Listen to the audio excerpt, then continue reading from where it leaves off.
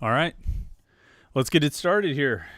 It's a Tuesday night. It's the week of April 13th, 2021, although this Tuesday is April 13th, 2021. Nobody says the week starts on Tuesday, but you know what? For the Panther-Lair Show, the week starts on Tuesday. This is the beginning of the week. Kind of. But it's we're here on a Tuesday night, of course, for the live Panther-Lair Show. Every Tuesday night at 8:30 p.m., we go live on youtube.com/Panther-Lair.com to tip our podcast before a live, throwback. We'll call it a live studio audience. You guys aren't in a studio or anything like that, but you're out there tuning into the podcast, and we appreciate everybody who jumps into the live stream. I always say the fun part about the live stream, we've been doing this podcast for years.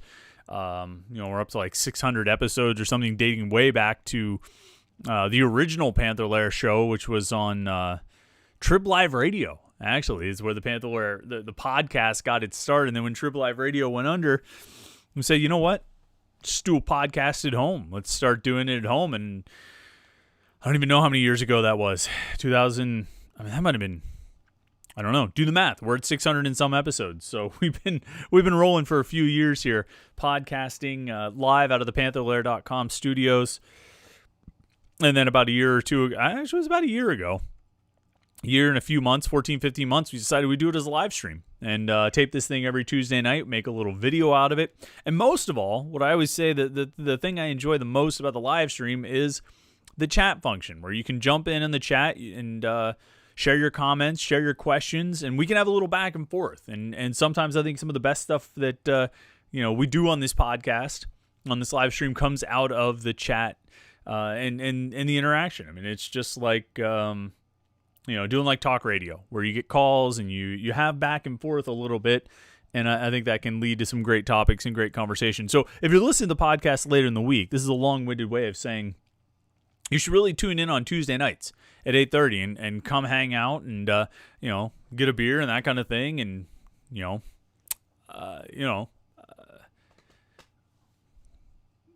chat about Pitt sports, right? Because that's what it comes down to. We just have a conversation about Pitt sports. And of course, you can be a super chatter during the live stream. You can support the podcast, and we'll be sure to get to your comments and questions. We already got people jumping in. Already got a super chatter, Michael B, jumping in. We'll get to your stuff right away. Of course, we got to give a few shout outs right off the top. The website, Panther-Lair.com, Pittsburgh.rivals.com. If you're listening to this podcast, if you're watching this live stream, you know the website by now, right? You know it's the most comprehensive source of Pitt sports news on the internet. You know we cover basketball, we cover football, we cover recruiting, and I like to think we cover it all better than anybody else. And then, of course, we have message boards where you can read all our content and all our things we write about and talk about. And then you can go to the message boards and discuss it with other Pitt fans, discuss it with me, and discuss it with Jim Hammond, who covers football and basketball for us, and discuss it with Houston Wilson and Steven Gertz and Matt Steinberg, our basketball guys. You can discuss it with everybody. And, it's kind of the other side of it. Provide all the great coverage, all the great content. And then there's also the message boards for discussion and interaction, which I think is a lot of fun. It's half the appeal, if not more, of Panther-Lair.com. So if you're looking for the best online community of Pitt fans and you're looking for the best online coverage of Pitt, Panther-Lair.com, Pittsburgh.rivals.com is the place to go. If you're looking for great Pitt gear, of course, you know our friends, HomeFieldApparel.com. You see I got the retro rock backwards in the camera. There we go. The retro rock look right here. This t-shirt, super soft. I talk about Home Field every week. You guys know what's up with Home Field Apparel. You go to HomeFieldApparel.com and you check out the stuff they have there. Their Pitt designs are really, really cool. They've got great designs for a lot of different schools. I think they're coming out with new designs soon. So they're going to have even more stuff and better stuff. And it's a high quality product. These are really soft, comfortable t-shirts. And, I can't recommend them enough. HomeFieldApparel.com. They use logos and designs and graphics that are inspired by the fan base. They're very active on social media, so they have a sense of what the fan bases of these schools like. And they make gear that reflects it. They make T-shirts and sweatshirts that reflect it. So joggers, I think they might have. Anyway, it's really good stuff, and I can't recommend it enough. HomeFieldApparel.com. Go check them out. They support us. They support the website and the podcast. You should support them. You're a Pitt fan. You always want a new Pitt shirt. HomeFieldApparel.com is the place to go. to check that out. Now, since we last gathered for a Tuesday night podcast, a few things have happened. It's been actually kind of active over the last week, starting about an hour after the end of our last Tuesday night podcast. And you know this because we had to have another podcast on Wednesday, because on Tuesday night, about an hour after our podcast ended, the news came out that Nate Santos had committed to Pitt. That's a basketball player. He's a senior swingman at Loomis Chavey School in Connecticut. Originally, he's from outside Chicago, and he's a big 6'7" guard who can shoot the three, which, you know, you put him at the 2, you put him at the 3. He's going to be a shooter. He's going to have a size advantage at some of the different positions you're going to play him at. And he just looks like a really nice fit for Pitt's roster. And we spent a lot of time talking about that on Wednesday. If you missed that podcast or that live stream, we went live on Wednesday, I think it was in the morning, to break down the commitment of Nate Santos to Pitt and kind of talk about what that means and what that meant for the Panthers.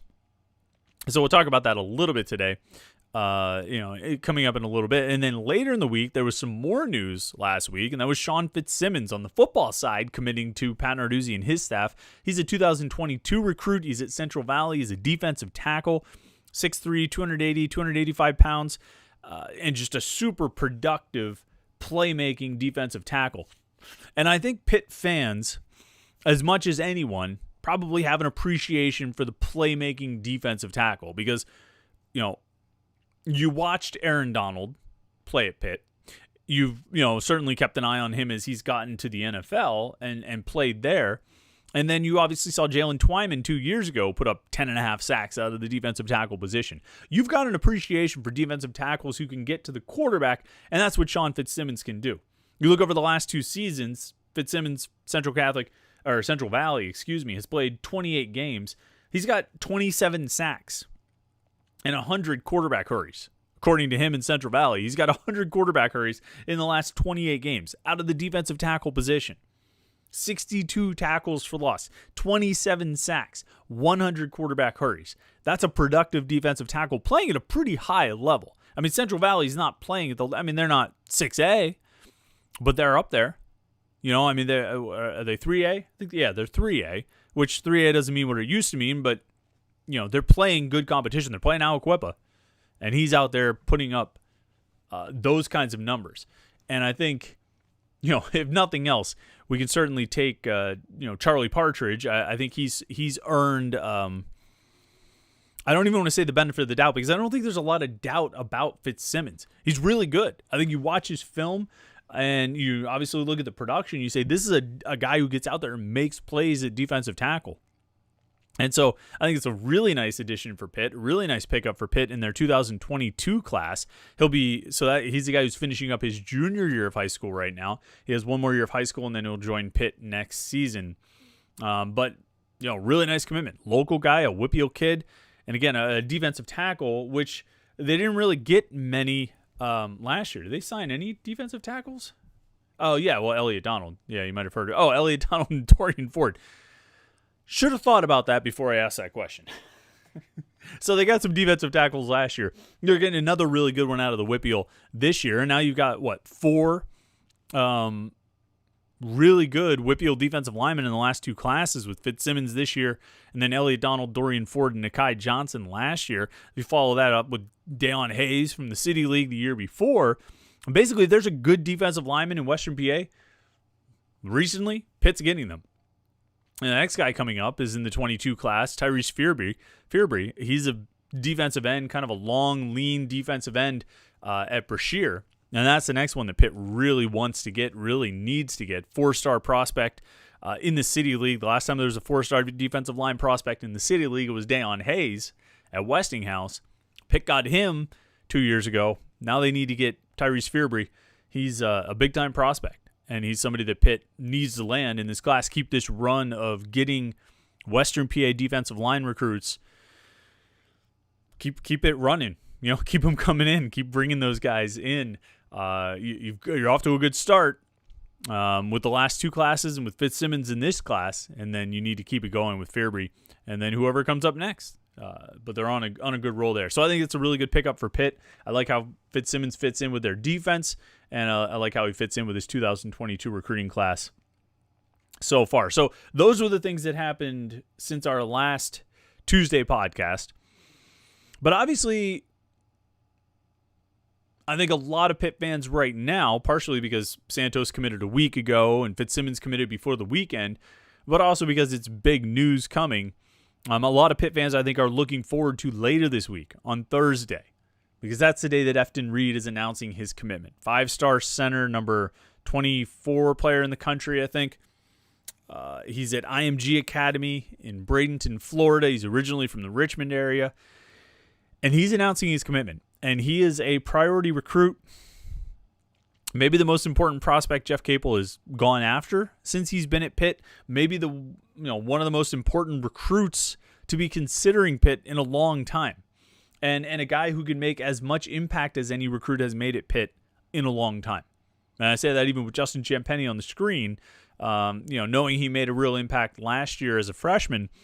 Efton Reed seems to be the kind of talent who could come in and make a real impact, a significant impact as a freshman. His coach thinks he could come in and play 25, 30 minutes a game right off the bat, from the time he gets to college, because Reed seems to be that kind of a talent. And he's obviously very important for Pitt, but it's not going to be easy. Pitt, Ohio State, LSU seem to be the top three. Some other programs are poking around. Maryland, Florida State, Illinois showing some interest. It seems like it's probably going to come down to Pitt, Ohio State, and LSU. Really don't know beyond that where he's going to go.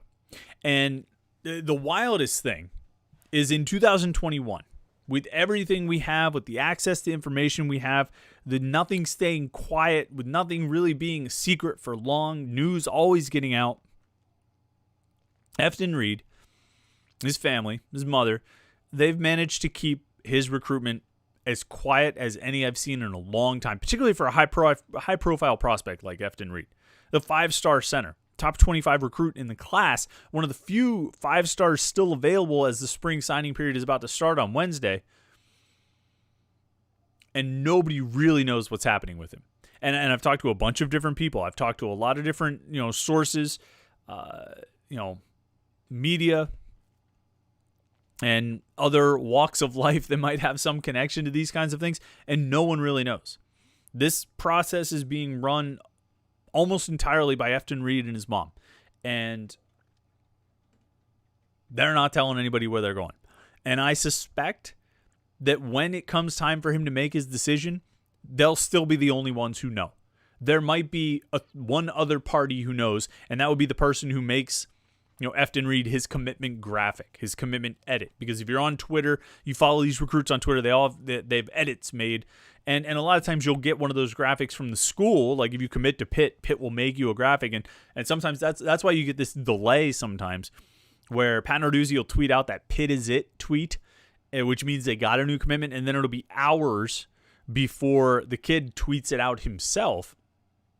Part of the reason for that is that they're waiting for their edit to come through from Pitt. So the schools will make them edits where, the kid is wearing a Pitt uniform and it looks all cool and all that stuff. But they'll also go to these third-party independent people, usually, I would assume through social media, and have them make an edit either for their commitment or their top 5 or their decision date or whatever it is.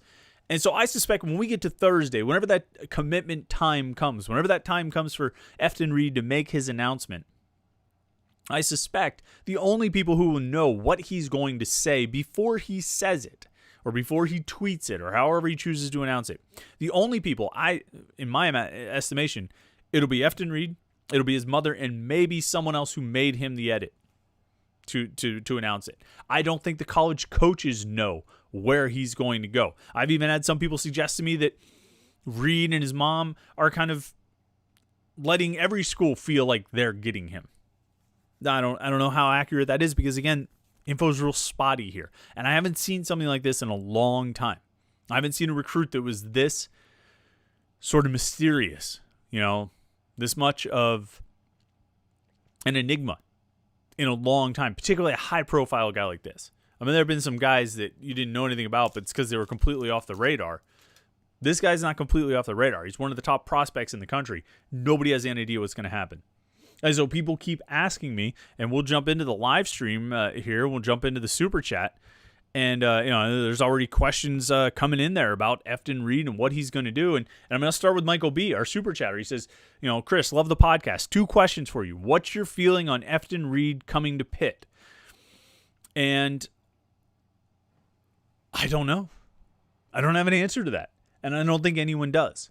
And so I can tell you, well, I think he's going to go to Pitt. Or, well, I think he's going to go Ohio State. Well, I think he's going to go to LSU. And none of that is based on anything other than just my own guesses. And that's not worth much. So, I could sit here and tell you, yeah, I think he's probably going to go to Ohio. I think Pitt's going to get him. Well, I really think that he's probably going to go to Ohio State. And then the truth is that he's going to go to LSU. Any of those things could be true. And there's just as much weight, just as much truth, just as much honesty behind all of them. Because I don't know. And I wish I had more info on it. I wish I could tell you more about what Efton Reed is going to do, but he has managed to keep this process very, very quiet. And so kudos to him and his mom, because they've done something I didn't know if you could really do anymore in 2021, but they've managed to pull it off. Michael B's second question says, also, if Pitt misses on Efton Reed, should Pitt fans start to worry because Capel really isn't getting any portal players yet? Start to worry. Start to worry. You're saying the Pitt fans are not worrying anymore. This is one of the funnier things that I see. I see this all the time. I see it on the message boards. I see it on Twitter. It's time for Capel to stop getting a pass. Where is he getting these passes? There's a fair amount of the Pitt fan base that still says, Capel inherited a terrible situation, took over an empty roster, more or less, más o menos, and so he needs time to build it up. I'm actually in that camp. I think he does need time. I think you look at what he walked into, and it's not making excuses. It's just a reality of a situation. You look what he walked into in terms of the roster. You look what he walked into in terms of the status and prominence and relevance of the Pitt basketball program locally, regionally, nationally, in the ACC, in the national college basketball landscape. And he had some serious building to do. He had a lot of work to get back up. Now, could other coaches have done it quicker than Capel has? Maybe. Probably. I'm not sitting here saying Capel is the best coach in the country, but I think he's got enough. I think there are enough redeeming characteristics with Jeff Capel that you would say, okay, he walked into a really difficult situation. We'll give him time to see what he can do. I think there are a lot of fans that are saying that. However, I also think there are a lot of fans, and maybe even some of the fans that are saying that, who are worried about the current state of the program, about the way they've played the last few seasons, and the late season swoon thing. I've talked about that before. You play tougher teams in February than you play in December or November. So I would imagine that your record in February will be worse than it is in December. And I think that's the case even for the best coaches in the game. But I think, I think most fans would tell you that they're slightly concerned that the turnaround hasn't happened on a shorter timeline. But I think there's, so I don't know if there's just a question about starting to worry. I'm not sure what that point is, though. Like, where the timeline. So I think if you're talking about worrying about the upcoming season, if you're talking about worrying about what the roster is going to look like in 21-22, and you're talking about worrying about how the team is going to be this next year. Now, I think that's an interesting question. I think, worrying about that, what timeline, when does it become a good idea to start worrying there? Because what I've said for a long time is that, look, there's 1,300 guys in the transfer portal. And some guys have come out and all that stuff, but there's more than 1,000 players in the transfer portal, and not all of them are ACC caliber players. Not all of them are the kind of guys who are going to help Pitt win a lot of games, but there are enough players in the portal who can play in the ACC that until I think those numbers really diminish, I'm not going to get too concerned about who Capel is or isn't, or I shouldn't say is. I'm not going to get too concerned about who Capel isn't getting yet. Now, we've seen them go after a few guys. We've seen them we've seen them be linked to a few transfers, and we've seen those transfers go elsewhere. Jared West, the Marshall guard, had Pitt as one of his top options, ended up going to Louisville. That one stung a little bit. There have been a few other guys who, I think Pitt has been linked to who have gone elsewhere. There's still a lot of guys out there. And you know what? For as much information as we can get out of Twitter and various reports and sources, I can almost guarantee you that Pitt is involved in contacting way more transfers than we'll ever know. We may know about 20, and they've probably contacted 50. We may know about 50, and they've probably contacted 100. We may know about 100, and they've probably contacted 200. Okay? Because right now, with the way the transfer portal is working, right now with the state of things and this volume of players available, they're casting a wide net, and they're throwing out as many lines as they can. And they don't necessarily I don't even know if they're prioritizing all the guys they make contact with, but they're at least making contact to establish those relationships and decide what they want to do. I'm not at the point yet where I'm too worried about the 2021-22 roster. Not getting Efton Reed would be a blow. No question about it. It would certainly be a blow for perception. It'd be a blow for the state of the roster next season. At some point, it'll get closer to being a finalized roster, and then we'll look at who they got and how good of players they added. I can't, just for my own mental health, I can't sit back every day and bemoan things that aren't happening. I can't sit back and be depressed every day. Oh, they didn't get a guy today. They didn't get a guy today. I can't do that. I don't think it's healthy if you do that. I think if I think you have to wait and see who they get. I mean, it's just such a different world right now with all of these transfers out there, because we can't possibly know all the guys that they're actually after. We can't possibly know the guys they're actually prioritizing. All right. If we had a sense of who they were really prioritizing, then when they miss those guys, we could say, oh, now that's a blow because they really wanted to get this guy, or they really wanted to get that guy. Kind of like with Jared West, where it seemed like they really pushed for him and they missed out on it. We could say it then, or even with the high school recruiting. Jalen Blake's the guard that they're after, that they offered a few weeks ago. Picks up an offer from Duke this week, and boy, that doesn't look good for Pitt's chances, because you would think he's probably going to end up going to Duke, and that's a guard who could have come in and been the backup point guard for Femi Odikale this year. Those situations, you knew they were priorities for Pitt. You knew the staff really wanted to get them on the roster and how they could fit and all of that, and they missed out. And so, that stings. But I'm not at the point. I'm probably still a ways away from the point where I'm really going to get concerned. I don't feel like every day that passes without adding a new player to the roster is a day closer to having a bad roster. I'm not taking that approach. I'll see what kind of roster they build. Well, that's just me. If you want to get down on it every day, that's certainly up to you. That's just me. All right, football question from Josh Newark. It's not even a question, actually, but he just says, Lucas Krull first-round pick. Now, I don't know if you're asking me, Josh, if I think Lucas Krull is a first-round pick, but Pat Narduzzi had the quote here on Tuesday where he said that Lucas Krull, the tight end for Pitt, is playing like first-round material. Quote, first-round material. Now, is Lucas Krull going to get drafted in the first round? No, probably not. I would suspect he will not. That's just my guess. However, I don't think anyone would disagree about the importance of Lucas Krull this season. They got nothing out of their tight ends last year. They got nothing out of the tight ends the year before. They got nothing out of the tight ends the year before that. They got some out of the tight ends in 2017, but not a whole lot. They haven't gotten anything out of the tight ends really since 2016, which just so happens to be Pitt's best offense. They haven't had an offense as good as 2016 since then. Now, is that all because of Scott Orndorff being on the roster in 2016? No. Is a tight end going to be the difference between, a good offense and a bad offense?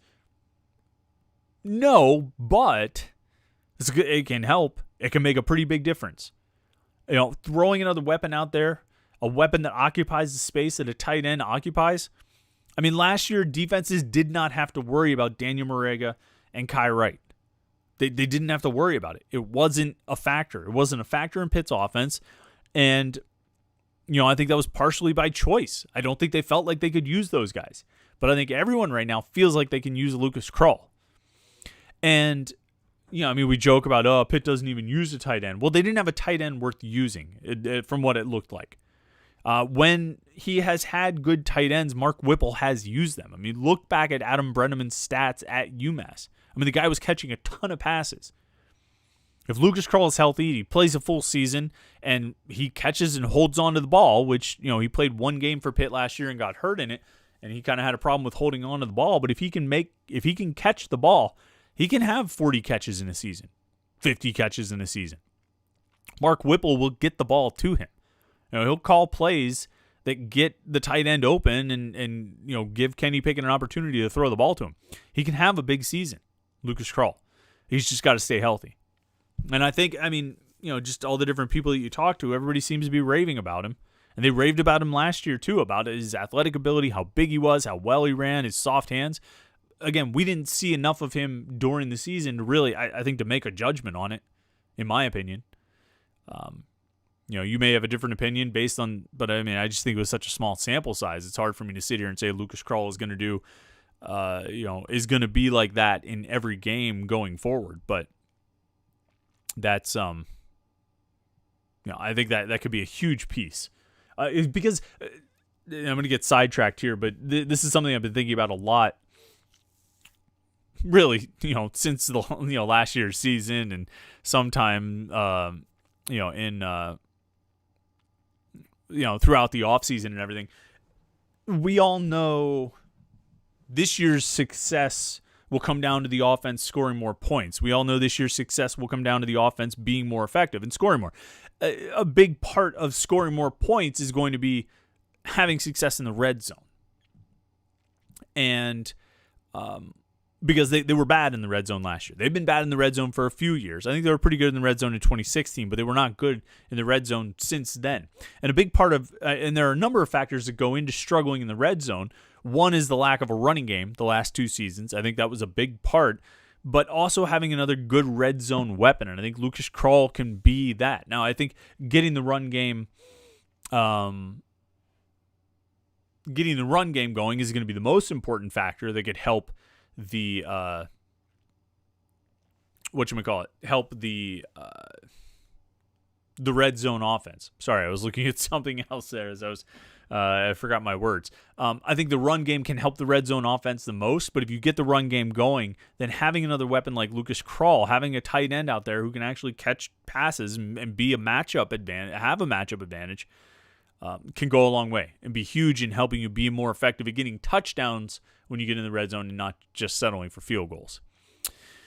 S-Max says, without violating HIPAA, was Pitt concerned with liability issues with Malik Newton? So Malik Newton, freshman running back, enrolled in January. One of the guys I was really excited about in Pitt's recruiting class. He had a chance to be really good. I think he was a 4-star talent.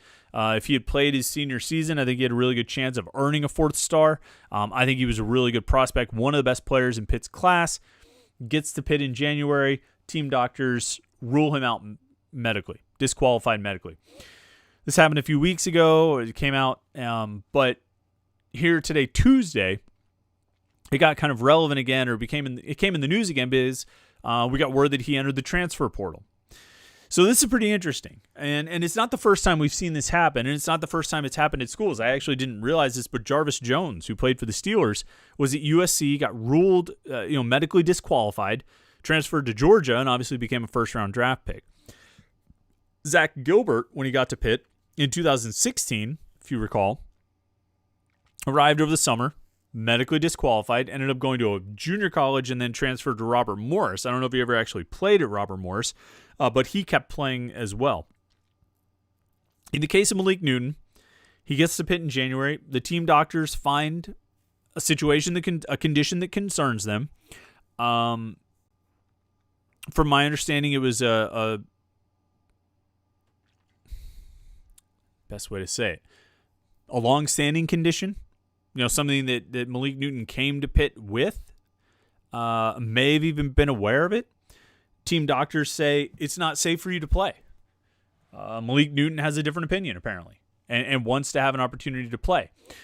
You know how it is with doctors. Different doctors have different opinions. I do not think the nature of his condition is subjective. I think the risks associated with football are subjective. In the view of Pitt's team doctors, it was not worth the risk.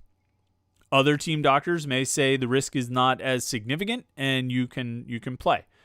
So I think that's what it came down to with Malik Newton. You know, I don't know where he is now. I don't know if he's still in Pittsburgh or if he went back home to Virginia. I don't know if he's going to finish the spring semester and then transfer, but he's in the transfer portal. So he's looking for an opportunity to play football somewhere. I wish him the best. I hope he has a healthy career. Whatever he chooses to do, wherever he ends up. Malik, nice kid. I always got along with him well. Had a lot of conversations with him over the last year or two. And hopefully, things go well for him. And most of all, we wish him good health. Josh Newark says, sort of surprised that Pat Narduzzi implied Matt Gonsalves was playing backup early on. Yeah, that was a conversation. Again, there's a lot of reactions to some things that Pat Narduzzi said on Tuesday in our questions here during the live stream.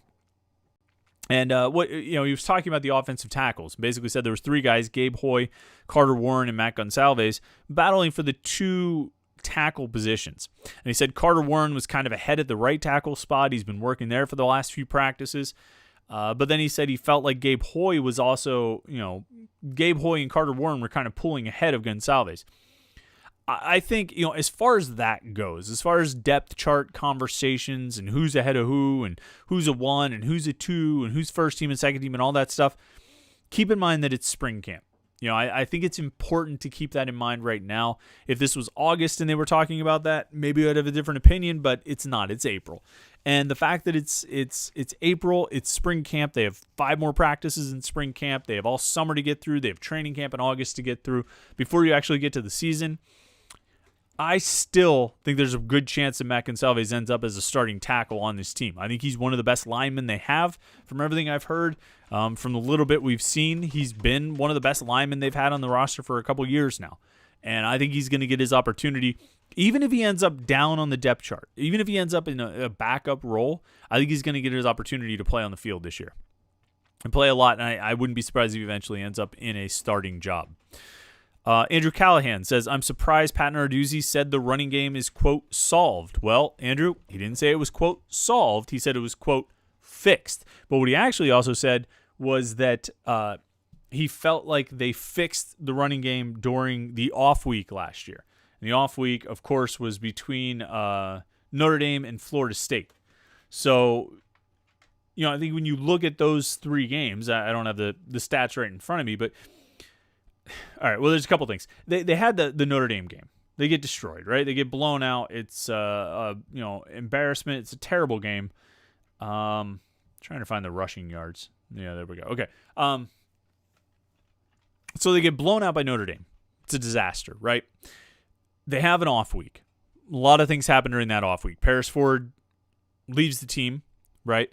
But I think they also, more specific to the guys who were still there and the team that went on and finished the season, they sat down and really kind of took stock of the offense and reviewed it. And we actually said this at the time, maybe a couple weeks later. We had it on the message boards at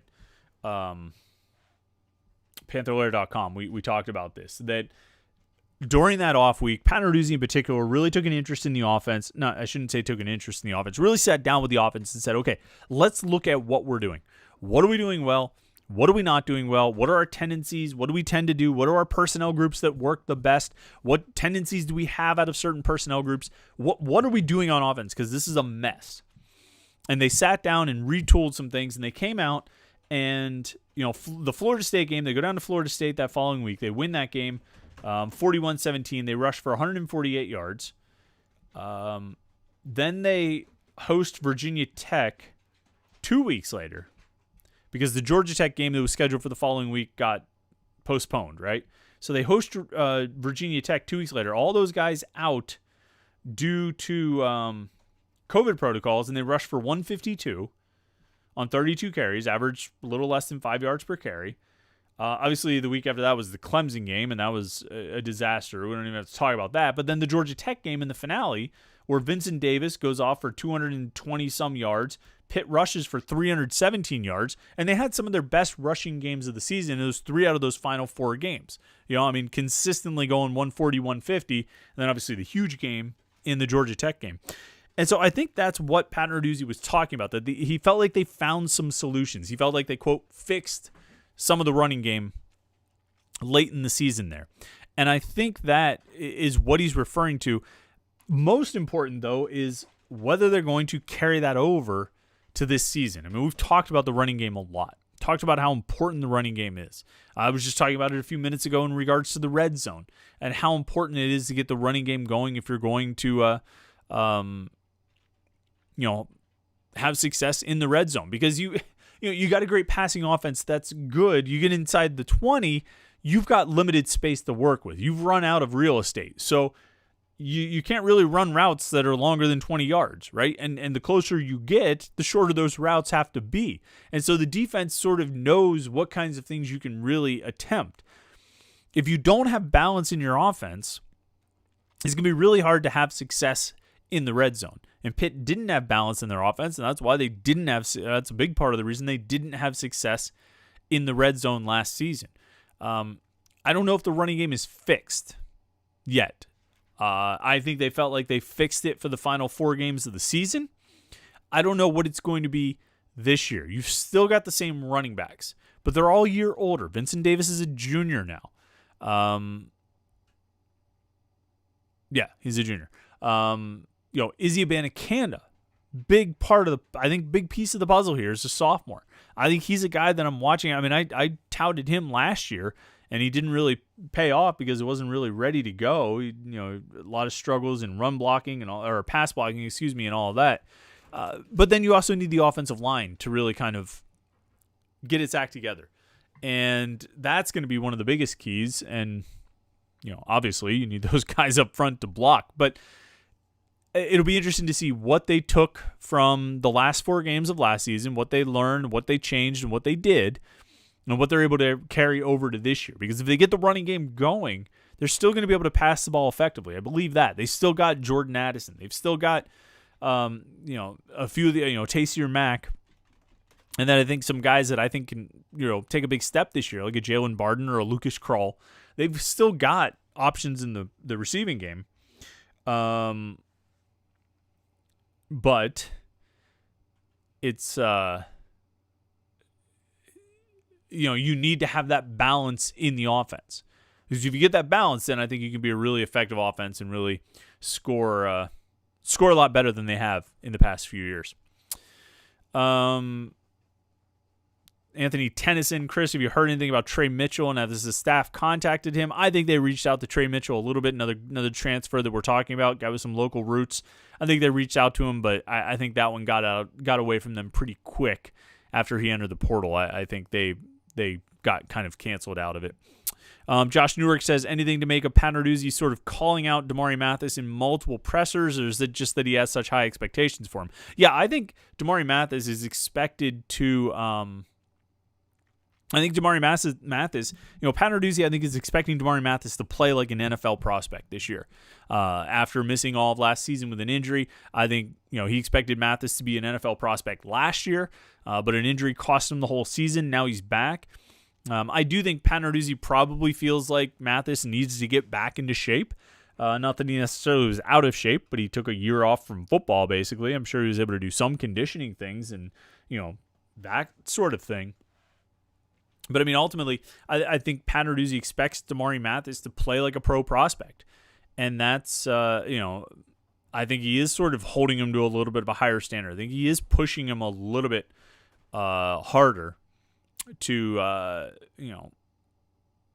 be the best. He wants him to be the lockdown corner there on that side of the field. I think he wants Damari Mathis to be a number 1 corner and the kind of guy who, when he comes out of this season, NFL teams are going to be really interested in, even more so than Jason Pinnock, who obviously did himself a lot of favors with his testing at Pro Day.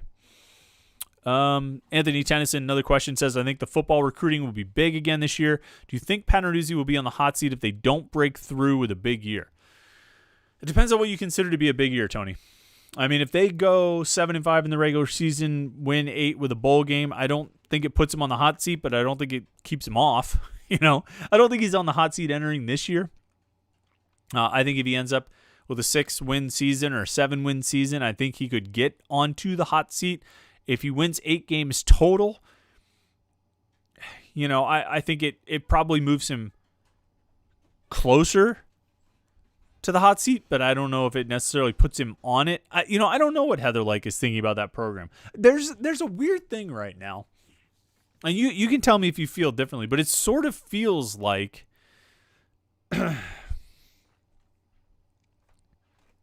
feel like people feel pretty good about the football program right now. And maybe it's because the basketball program is in such a state of things, or is in such rough shape. But it seems like people feel pretty good about football, even though, the team went 6-5 last year. Looked really bad in 2 of their games, lost a couple games they shouldn't, really didn't have any business losing. They shouldn't have lost to NC State. They shouldn't have lost to Boston College. They should have gone 8-3 instead of 6-5. And yet, between the recruiting, which I think has been pretty good for the last 2 years, and all the guys coming back, Kenny Pickett returning, the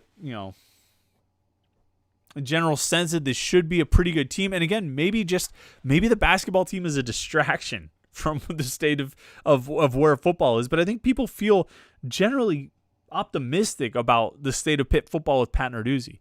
I don't know what it is, and maybe I'm wrong. Maybe I'm reading that wrong. Maybe people don't feel that optimistic. I might have to put that in the 3-2-1 column this week on Panther-Lair.com and see how people react to that. But I think people feel like, yeah, the football program's in pretty good shape. And again, maybe that's just because the basketball program has been flailing a little bit as of late. But I would expect. I don't know where Heather Lyke. Maybe Heather Lyke feels the same way. I think she probably feels like there's some stability with Pat Narduzzi, that he's got a program more or less established, that he's recruiting well, and that things are generally headed in a good, if not great, direction, or a solid direction that could become good or could become great. Maybe that's how she feels at this point about the program, which I could buy into. But once we get into the season and they start playing games and they start losing games, which they're going to lose a couple of games here and there, of course. We'll see if opinions change in that regard. Let's see. Brock Madonic says, Chris, we're 2 days away from Efton Reed's decision. Can you give me any signs of hope or any insight about him coming to Pitt, or why you feel confident in Pitt landing Reed? Brock, like I said from the start, I think you probably posted this question before I said it, but I don't know. I don't know what Efton Reed's going to do on Thursday. He'll make his decision then and announce. I think it'll be Pitt, Ohio State, or LSU, unless this recruitment has been even more quiet than I can imagine, and he picks somebody completely out of nowhere, like Villanova or Virginia or someplace. I don't know what he's going to do.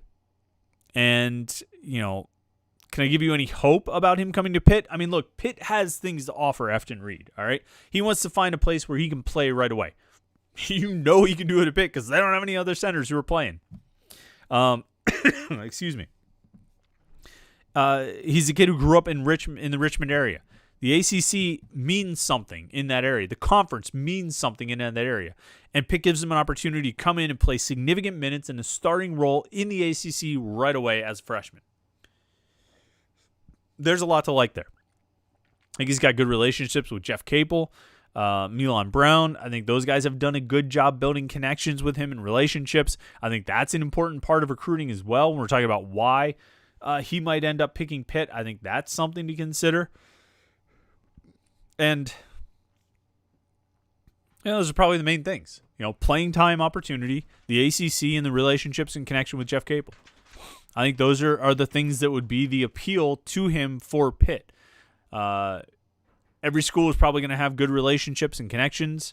If we're talking just Ohio State and LSU, none of them are in the ACC, but and I don't really know what their playing time situation is that they can offer. I can't imagine LSU or OSU are as dire as dire of need for centers as Pitt is. because Pitt needs somebody to come in and play right away. But everybody's going to make a good pitch. It just comes down to what he picks, where he feels most comfortable, and we'll see what he chooses. Chris Nguyen says, and I apologize if I mispronounce your last name, Chris, but he says, any possible insight on Joel Soriano, the Fordham transfer? So this is a big man, guy they're trying to land. I think Pitt's got a good shot, but I don't know if they're the favorite at this point. They could become the favorite eventually, but I don't know that they're the favorite at this point. That would be another transfer that they need to get. It's somebody they need to go after. Michael B says, in recent mock drafts, Justin Champagnie was pretty low on the list, and he was on one of them and undrafted in another. Do you think it looks better that Champagnie will return to Pitt next year? I don't put stock in the mock drafts. Okay, don't. Those aren't the things that are going to make Justin Champagnie's decision. Even if they end up reflecting what happens in the draft, they're not the things that are going to make his decision. What's going to make his decision is the feedback he gets from the NBA, from NBA teams, from NBA scouts, from people who actually know the league inside the league. And some of the people who make mock drafts, they have sources and they use information like that. I don't mean to completely diminish those things. But if I'm Justin Champagnie, if I'm any player who's trying to go pro or decide if I want to leave early in football or basketball, I can't go on those mock drafts that this news outlet or that website is putting out. I can't. I have to find the most reputable sources I can find. And the reputable sources, the people who are truly reputable, who I think I would stake my future on their opinions, they're not publishing their opinions on the internet. They're keeping them to themselves. They're scouts for an NBA team. They're, people who work in the front office for NBA teams.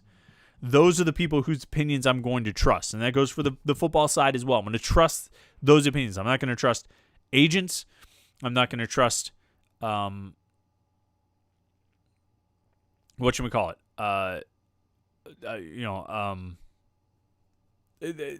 Draft analysts, people who write about the draft. I'm going to trust the people. I'm going to be selective in who I trust.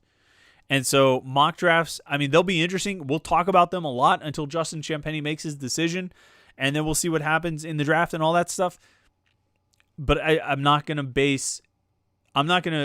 make my guess on his decision based on mock drafts. I'm not going to do it. Our friend Roman, long time, he's been around. Roman, you've been around since, I think, our first live stream. I remember you showing up. You might have asked the first question in the first live stream of a Panther-Lair Show. Roman says, ESPN's FPI has Pitt at 6-6 again this year. If Vegas sets the line for Pitt at 6.5 wins, we have to take the over, right? You should. 6.5 wins, you should be able to bet that over and bet it comfortably. I don't even have the schedule in front of me, but let me see if I can bring it up here real quick. If I can get, it's not here. You've got your non-conference games. Hold on. I was trying to stall while I was bringing up the schedules. I should know it off the top of my head, but it's still only April. All right. UMass, Western Michigan, New Hampshire. Should be 3 wins right there. Duke, Virginia, Georgia Tech. Should be 3 wins. And Syracuse. That right there should get you to 7 wins. And I know the Georgia Tech games have been close over the years. I don't think Pitt has been as far ahead of Georgia Tech as we would like to think that they have been. That should be 7 wins right there. UMass, Western Michigan, New Hampshire, Virginia, Georgia Tech, Duke, Syracuse. And that's not even saying Virginia Tech, who Pitt beat last year. North Carolina, who Pitt beat 2 years ago. Tennessee, who looks like they might be a bit of a mess this coming season. We're not even including those. But I can right there read off 7 games that they should win. So, yeah, if Vegas sets the line at 6.5, they should win. They should win at least 7. Let's see here. Get some more questions. Scrolling here.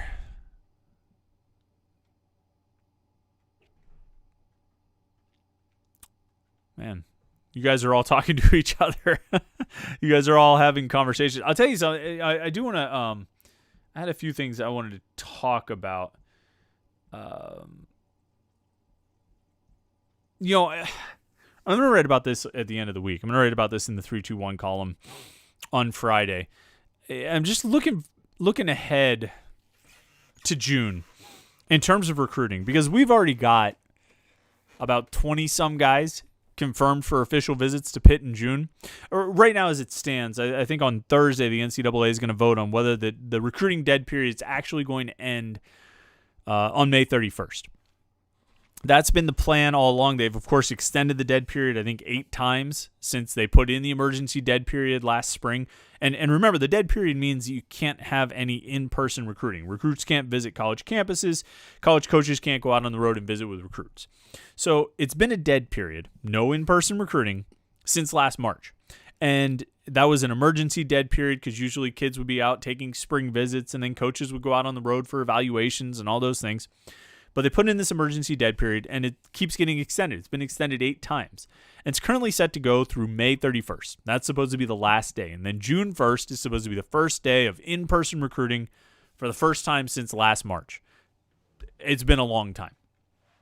Coaches are looking forward to it. Recruits are looking forward to it. Those of us who write about coaches and recruits are looking forward to it. Everybody's anticipating that this will end and recruiting will start again on June 1st. And so, yeah, I mean, and the Pitt coaches are going to they're planning official visits. They're setting up weekends for recruits to come in. And like we say, we've got, more than 20 already confirmed that we've confirmed. I'm sure Pitt's got a few more than that that they've confirmed of recruits set to come in and visit. And I was thinking about this.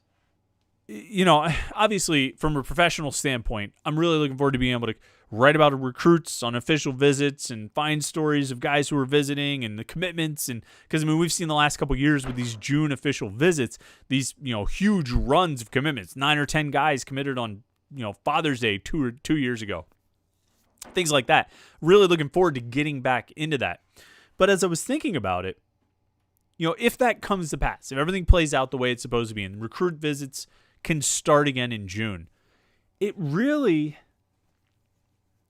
for me, and maybe for you as someone who follows this stuff, it's going to be one of those sort of benchmark moments in the capital letter return to normalcy. As we all work to try and get back to some sense of normal life. We can look in every element of life and see how it's been changed, see how it's been turned upside down, see how it's been just completely affected. So every time you get something back, whether it was the kids going back to school full time or it's, being able to do this or being able to do that, it all is sort of a step towards that goal that we're all ultimately working for. And to me, for me, and maybe this is just my perspective, recruits being able to go visit campuses is going to be a huge step in that direction. Because professionally, my old deal has been changed pretty considerably with recruits not being able to take visits. That's a big part of what we do is cover recruits who are visiting colleges and write about recruits who take visits to colleges. And so we've been limited in that regard. We found plenty of things to write about with recruiting, with the team and all that stuff. I don't feel like we produced any less content in 2020 than we did in 2019 or anything like that. I think we've kept up the content flow considerably. We've gotten together here every Tuesday night and talked for an hour, and then I go on Saturday mornings on the Panthers Insider Show on 93.7 The Fan, talk for another hour there. I write 3,000 words every Friday. We've had plenty of things to do and talk about with regards to Pitt. But covering recruiting visits is such a big part of what I do that getting to actually do it again, it's not going to quite be, that last time you take off a mask and you don't put it on again. It's not going to be like that, but it's going to be a pretty significant step in that direction for me. It's going to be a big step toward normalcy. And, I don't know if you care enough about recruiting that it's going to make that big of a difference for you. But to me, I'm looking forward to it. I'm looking forward to going to a Pirates game this summer at some point. Looking forward to going on going on vacation and all those things. But, that June recruiting period is going to be, it's going to be nice when we get to the end of June and we look back at 30 visits that the coaches hosted and they'll get 10 commitments out of it or something like that. And we'll be like, all right, that felt like normal. If you want a t-shirt that feels like a pillow, I don't even know if pillow is the right word to describe it. It's super soft, though. Home Field Apparel is the place you want to go. Homefieldapparel.com. Great Pitt logos, great Pitt designs, and super soft t-shirts and super soft sweatshirts. High-quality gear, high-quality products with very cool looks on it. So you can check out the vintage rock that I've gone on here. If you're listening to the podcast, you can't see it. If you're watching on the live stream, you definitely see the vintage rock get up. It's cool stuff, and they're a great company. They're great people, and they make really good products. Homefieldapparel.com. Make sure you check out the website, Panther-Lair.com, Pittsburgh.rivals.com.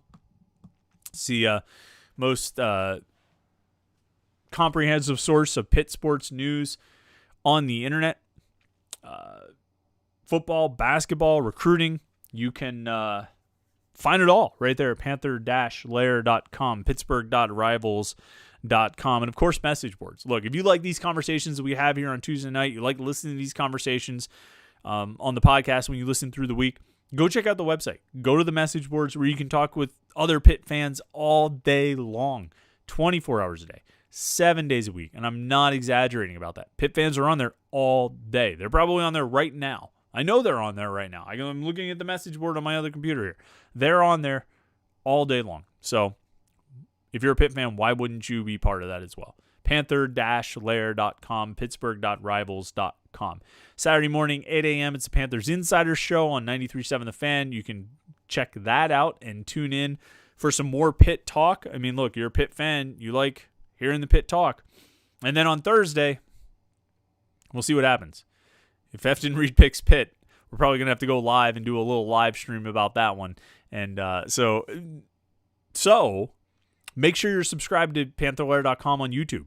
YouTube.com/Panther-Lair.com. YouTube.com/Pantherlaircom. YouTube.com/Panther-Lair.com.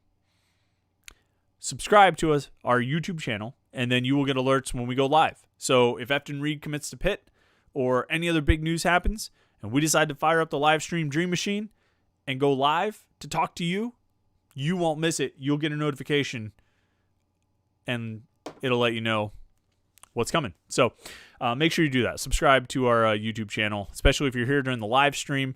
We would really appreciate it. Thanks everybody who did come in on the live stream, all the questions. We appreciate everybody who was here tuning in tonight. It's always fun to have these conversations. I really like it. I really appreciate it. Go check the website out. Have a great rest of the night. Have a great rest of the week. And we'll talk to you next Tuesday night, 8:30 for the Panther-Lair Show.